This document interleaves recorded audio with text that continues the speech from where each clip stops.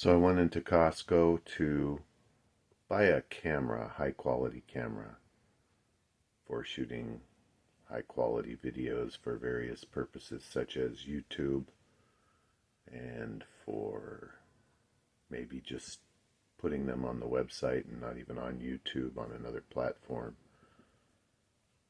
But it's very clear to me that you need high quality resolution in your cameras, unlike this shot, which is from in kind of phone is this? Oh, this is a Motorola 5G stylus. I mean, compared to what we had in the old days, it's pretty damn good. Anyway, so I walked into Costco looking for at least a 4K camera or better, and I realized I need to learn more about the cameras we have available today. I'm stuck back, 30, 40 years ago as a photographer and darkroom technician. When I was 17, I built a darkroom in our garage. Actually built the building and put a sink in, and was doing some developing of initially black and white photos. So I had an enlarger. I would get my, gosh, I can't remember. So the black and white film, I think I used to actually develop the film. I don't remember. But really what I was, most of my attention went into the process of developing prints. So you take the blank print paper, we bought it from Ewert's Photo I bought it from Ewert's Photo in the Bay Area. That was in Sunnyvale, California, at the Hacienda Shopping Center, where my family owned a travel agency called Hacienda Travel, right next to Togo's, where I used to work. We're talking 1970s, late 70s.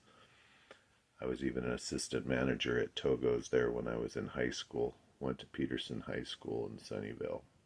Graduated 77. So you take these photos, you get the film developed, whether it's at a lab or you develop it yourself. I have no recollection of actually developing the film myself. So you buy an enlarger, and then the enlarger,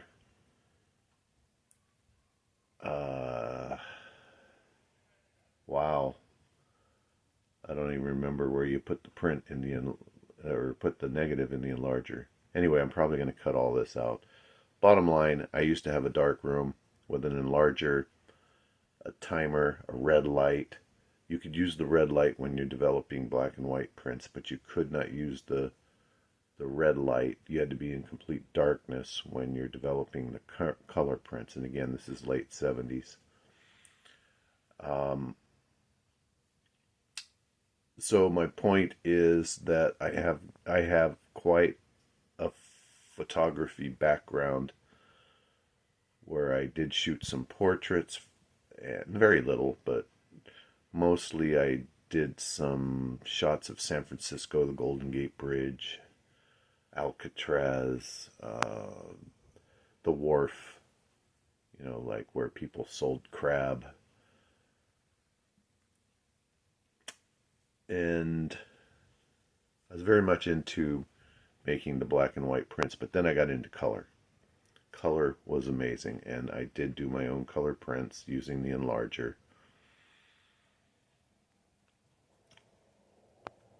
But now, and, as far as the camera went, you had depth of field, which was controlled by your aperture, and your aperture was limited by what speed you were using.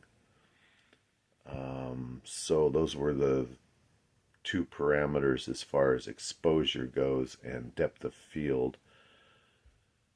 If I remember correctly, I can't remember actually, whether a big number gave you a better depth of field,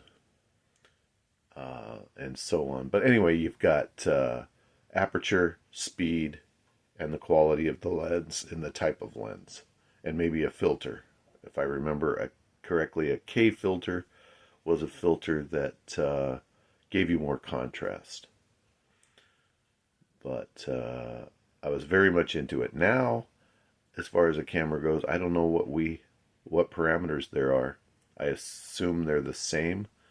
You know, you've got the f-stop, which is the aperture, how big the opening is in the lens, and also you've got speed, how fast the shutter opens and closes. So the amount of time, the duration that you have exposure on that film through the lens. And of course the quality of the lens. And then you had SLR cameras versus, I don't even remember the others. SLR single lens reflex. The mirror actually moves out of the way or goes into view when you snap the picture. When you snap the picture, something happens. It's a single lens reflex. You're actually looking through what you're going to see, but when the picture is taken, you don't see it for a split second because now only the film sees it. That's an SLR. I assume we still have those. So anyway, my point is I walked into Costco looking for cameras. They don't have them anymore. The only camera, I shouldn't say they don't have cameras because they do, but they're in the form of a drone. So I went ahead and bought a drone. It was a 4K DJI Mini 3, not the Pro. And that opened up a whole world of many elements, such as regulations, and being a commercial pilot already. Being a commercial pilot, I didn't know anything about it. I didn't realize you couldn't have a beer and fly the thing. You have to check if I would have opened it up and flew it in the Costco parking lot, I would have been illegal because it's close to Bellingham Airport, and I think it's well within 5 miles of Bellingham Airport. In fact, I have to say I'm positive. So I would have been illegal because you have to get approval, or there's some limit as to the altitude based on how far away from the airport center you are, and so on. I don't know. I'm going to be studying that stuff, but opened up a whole new world where now I have to study, and because I'm already a pilot, certified under Part 61, and I'm within 1 year. Am I within? No, within 2 years of my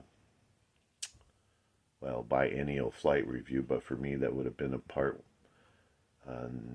6158 check ride in a Part 142 flight simulator, and that was back in July last year. So I'm well within my 2 years, and I have a Part 61 license, which is an ATP and a commercial. My commercial is limited to single engine, in case you were wondering why I have a commercial also. And I have a CFI that expired, so I am currently certified with the ATP and the commercial under Part 61. I'm within my 2 years, therefore I don't need to take the 107 test. But what I do, I have some videos specifically on this, but my point is it opened up. Oh, and then you can make money with a drone going to commercial real estate projects and taking a video of the progress, and maybe it's once a month they want a progress update, and you can get paid maybe $500 for doing this kind of stuff. I don't know much about it, but it opened that up as well. And just the actual quality of the videos. I realized that, it adds an element of epicness to the video when the drone is rising above the tree line slowly, and then suddenly the river appears. Well, and then there's the issue of whether you can upload your videos to YouTube if you're not monetized. If you're monetized, you definitely cannot upload your videos to YouTube. Also, if you have a link to your affiliate marketing in your description of your YouTube video, even if you're not monetized, I could see that the FAA would argue, hey, you're trying to make a profit with this video, therefore you are illegal uploading it without having a 107 license. And for a pilot like myself, I can actually just take a course online, but then I have to go to a certified flight instructor to verify my identity, and then they send in the paperwork, and then you get your 107 license a few weeks later, maybe a few months later. Unless you can find a designee that will do it, which I assume would be more expensive. This is someone who examines pilots and goes on flight tests in the actual aircraft with a pilot for them applying for something such as their private pilot license. So that designee, pilot examiner, DPE, designated pilot examiner, I believe it is. They don't work for the FAA, but they're designated by the FAA. They can actually issue your 107 license once you show them that you've completed the course, or, yeah, in my case, that you've completed the course. If you're not a pilot already, you don't have a Part 61 license, or more specifically, you don't have a certificate issued under FAR Part 61 of Title 14 of the ECFR, the Electronic Code of Federal Regulations, then you have to take the 107 test. 107 is Part 107 of Title 14 of the Electronic Code of Federal Regulations. So, yeah, buying the drone, and I'm not even mentioning other aspects such as the reason I bought it is I knew that I could use the camera without actually flying the drone.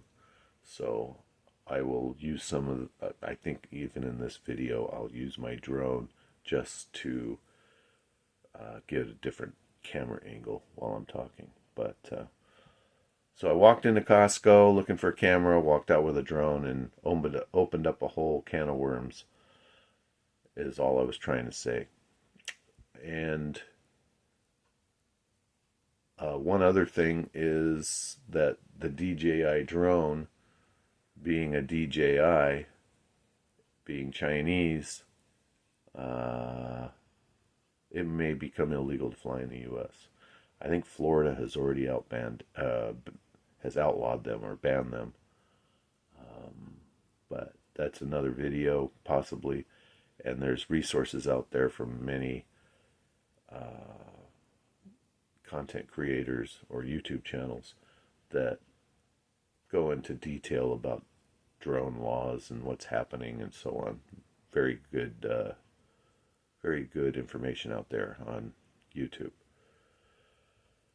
I do have some information on my channel as well. So that brings up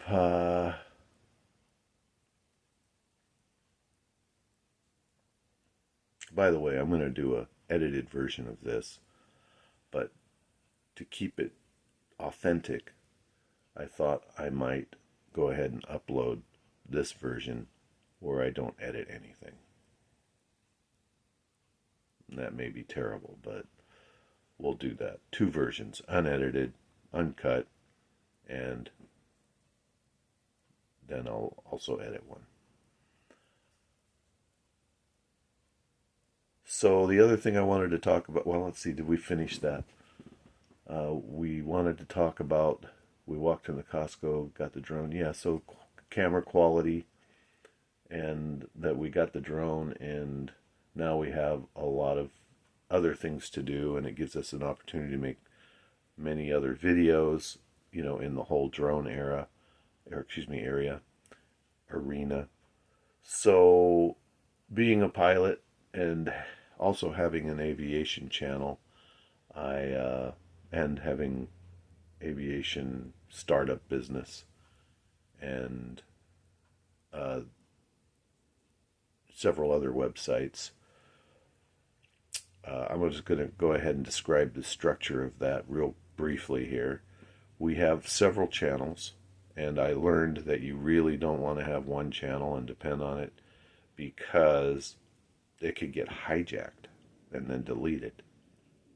I just watched a video. Maybe I'll have a reference to that video in the description, but this lady and guy, they have many different types of videos, mostly of cooking or homesteading. Oh, that's what it was called. I think it was Rose's Homesteading, something like that. But she has a lot of things such as canning videos, how to can vegetables, stuff like that, cooking certain things. I know she has sourdough videos about, how to store or keep a starter, or keep the starter going so it doesn't die or whatever. What to do if you have too much sourdough, what kind of things you can make with your leftover sourdough. They also have a video where a male is playing a bass, a stand-up string bass, and she's playing a guitar and singing. Kind of bluegrassy. And of course the video where she's talked about being not demonetized, but her channel getting hijacked, YouTube not being any help whatsoever, or Google, and they lost their income. So she's re-uploading all of her videos, and fortunately she got her subscribers back pretty quickly, but now she has the watch hours, and it's just a big headache for them. They've lost, obviously they're losing money over it because they were regularly monetized before. So my point is, I have right now about 5 channels. American Northwest Magazine is the one I'm concentrating on. When I upload a video there, it gets impressions out there, many thumbnails out into the world, which are opportunities for people to click on the video. And when I upload to one of my other channels, that doesn't happen. So American Northwest Magazine is where we have the AI videos, and I want to continuously use AI at this point just to keep the algorithm sending impressions out there. I apologize. Some of the AI videos are not very high quality, or they're just not great, and it takes a certain set of skills to make them good. Such as making sure you're choosing the right narrator, the media.